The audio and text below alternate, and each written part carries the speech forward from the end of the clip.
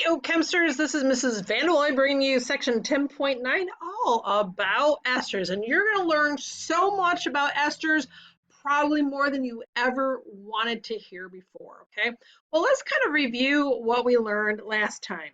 Here is our esters right here. So you have a C double bond O with an O. Here you have a carbon group and another carbon group. Now this is very, very similar to what we learned up here. This is a metal, so it became a salt, which is truly a metal non-metal group, right? So this is a salt derivative, if you will, of a carboxylic acid and a base, an acid-base reaction. So this was a metal and then the ion, right? So as far as esters go, this is not a metal, this is a carbon group. All right, so that's what the difference between the ester and our salt is that the what comes off of the single bonded O is another carbon group. Okay, it may or may not be the same as the one over here. R stands for anything. All right, so what do I need to know about esters? Okay, well, first of all, the properties. The main properties of esters is their fragrance. Carboxylic acids are stinky. All right, esters, on the most part, are very nice. So octyl acetate are oranges. Ethyl butanoate is the smell of pineapples. And pentyl butanoate is the smell of apricots. And believe it or not, natural flavors can be very complex. Didn't we learn about that with goats? All right, there are 3 esters identified among Bartlett's pears. Okay, and something else I think, letter C, is fascinating. When I read this, I go, oh, I got to share this with my chemsters. All right, esters can be used by insects and animals to transmit signals. So a 7 dodec, that means 12, with the CEN, so there's a double bond on the 7th carbon, 1-ill acetate, is used by both female elephants and moths to attract the males when they're ready to mate. So that means a female elephant releases that, and a female moth releases the exact same ester. Now, do you think that the male elephants and the male moths are going to get confused? Well, that's a biology issue, so we won't go there. But anyway, go figure. Isn't that fascinating? I think it's awesome. All right, letter D. Esters of glycerol. What's a glycerol? That was in chapter 7. A glycerol is a 3-carbon alcohol with 3 OH groups on each carbon. Do you remember that? Anyway, esters of glycerol are the main components of fats and lipids. Did I ever tell you a story about my great aunt Esther? It is a true story, by the way, so let me make a long story short, okay? My great aunt Esther was my mother's father's sister, okay? They all grew up in Iowa, and she fell in love with Uncle Lester. Yes, Aunt Esther married Uncle Lester. I'm not making this up, I can't. By the way, a little side note, they had only one child, Gary, and his first wife was named Mary, but that relationship did not last. But anyway, so we had Esther and Lester and Gary and Mary.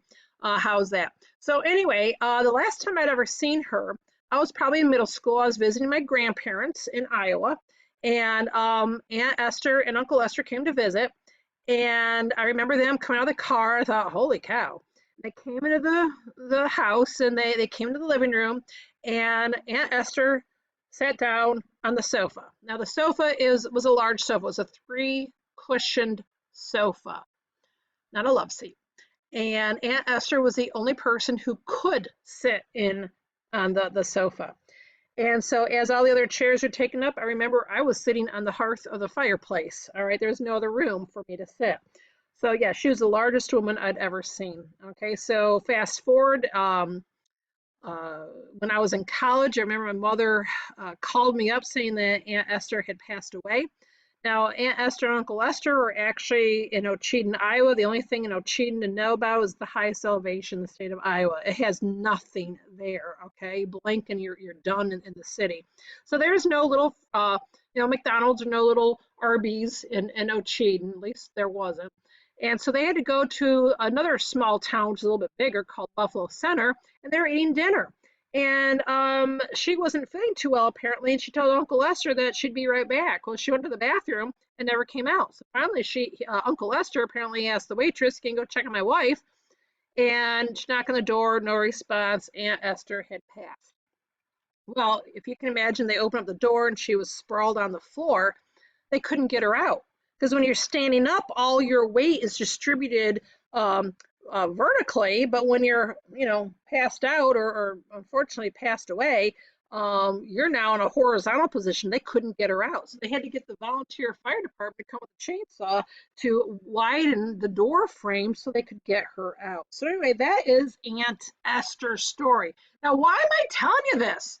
Because esters of glycerol are the main components of what? Fats and lipids. I'm telling you, when I was in college, my sophomore year, and I was learning my organic, I had absolutely no problem remembering what an ester is, all right? So what I have here is actually an example of a fat or lipid. This is actually called a triglyceride.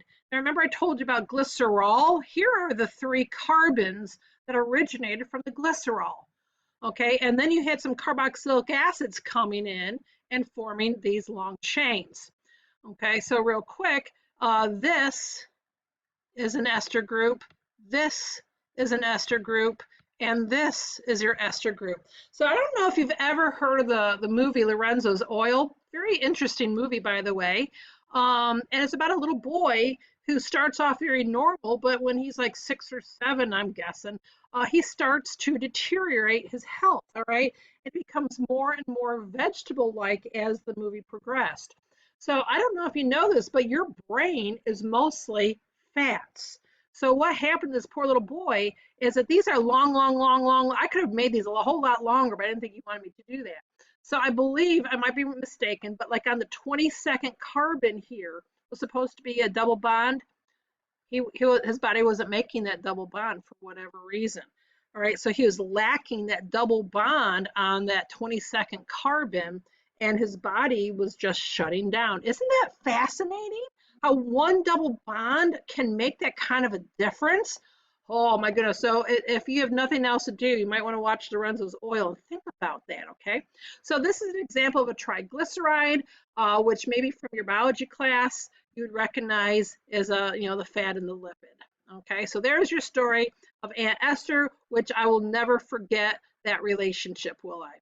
No, I will not. Let's go to the next page. So how do you know an ester? Well, you take off the OH of your carboxylic acid, and now you put an OR group. Remember, R is a carbon. So they are named in a similar way as a carboxylic acid, a salt. You remember? Let's go back. Remember this? This would be potassium is the first word, and then you name the rest of it, 3-bromopropanoate. Okay, so the first word is the part that comes off the O. So potassium 3-bromopropanoate. Okay, so let's just check out this here. Okay, so you name the R part first, followed by the name of the acid, and then the OIC part of the acid is replaced by O8. Now remember, here's something else to help you remember esters. How do you think Aunt Esther got to be so large? Oh, she ate a lot, didn't she? All right, so the ending of an ester is O8. Now, I also tried, did I just hear some groans? I think I did. All right, so followed by the name of the acid. So I wrote, remember this, okay? So if you want to do something to star this, highlight this, I would. And then I wrote this over here just to try to help you. Your single bond is always mentioned first. So the single bond O is always mentioned first. And then your double bond is second. So how many carbons are off the single bond O? Just one. So it's methyl. How many carbons are here? 2. Ethane O8. All right, so I want you to notice one more thing. Write this down, make some kind of note. These words are separated. Remember how we normally do all this thing in one big giant word? Not here. This is one word, and this is another word. And this is going to be important later down the road, okay? So make note of that. You separate the parts. So the methyl is this, space, ethane, O8. So how are you going to name this one? How many carbons do you see here? How many carbons do you see here? I see 2, so it's ethyl. How many carbons are here? 1, 2, ethanoate. Oh, she ate a lot. Over here, how many carbons? 1. How many carbons are here? 1, 2, 3, 4. 1, 2, 3, 4. So it becomes methyl butanoate. Okay. Now, it says, notice for the ones below, they have different names of the two, should be 2 following structures. They are so close, but they're not the same. So let's see how we name these. Okay, so just remember, notice the names are going to be the same but different. So how many carbons are actually right here? Be careful. There's 2 of those. All right, and then you have this group off of here. So do you notice the difference? Here, there's a double bond. Here, it's a single bonded O. That means there's a big difference here, okay? So here, I have 1 carbon, and here I have all of that. So how do I name this? Name this first. It's off the single bond, right? So how am I going to name that? Well, that's a what group? It's a phenyl group. And then what? There's 2 carbons here. That becomes your ethanoate. Take a wild stab at how you name this one. All right, this is what I came up with. Methyl benzenoate. All right. All right, problem number 1, name the following structures. Well, I in letter A wrote it out this way. Now, when you see this in the middle, it looks like you have carbon dioxide in the middle. No, you don't.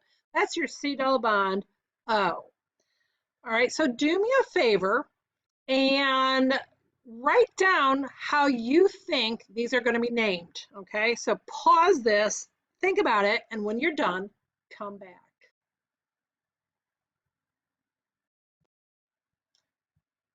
Okay, welcome back. Let's see how you did. All right.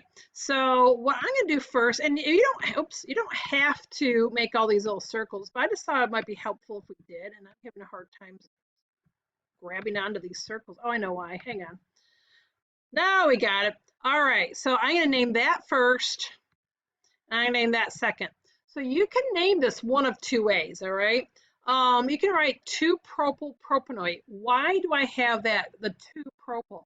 Because there's 3 carbons here, and you are joining the O off the second propyl, or the second carbon. You could also call it isopropyl propanoate, take your pick, okay?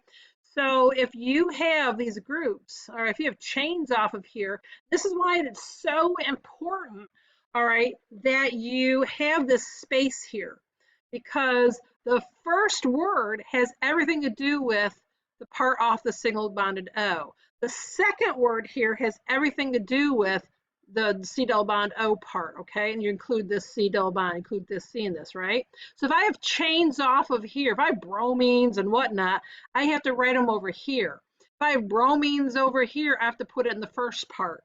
And so this space here tells the reader everything in front of the space is dealing with here. Everything after the space is dealing with this, okay? That's why it's so important. Let's try the next one, okay? I have a group here, and I have a group here. So I have methyl propanoate. And finally, it's opposite, isn't it? Here's the group off of the single bonded O, and here's the rest of it. So how do I name this? Looks like cyclopropyl propanoate. I think I was on a propanoate binge, wasn't I? All right, let's keep going. All right, write the structures for the following. And I put this little hint again. Your single bond to the O is your first word. Your double bond is your second word, okay? So go ahead and take a little bit of time off of here and pause this, do these, and when you're done, come back.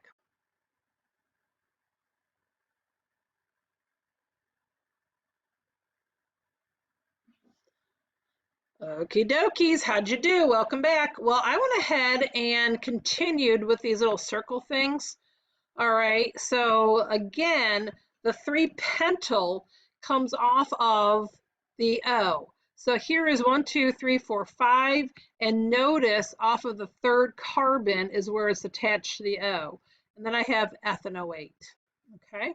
So this is what I've been telling you about. See this word right here? Ethyl space is what's going to be off of the O. Everything else, actually, I should probably use this one. Here we go. Everything else is coming off of the C double bond O. So do you see how I did this? Here is my ethyl. Okay, there's my ethyl. And then I have a 2-methyl propanoate. So prop is 1, 2, 3, and I have another methyl group hanging off of carbon number 2. Notice how this is all part of the second word. So that's what tells me that the 2-methyl is on this side. All right, and it wouldn't make any sense over here, but that's just how you know. Okay, so I'm going to stop here. All right, and I hope this was informative. I bet you didn't really want to know all about my family history, but hey, what the heck, right? So don't wait to be great. We'll see you next time. Bye-bye.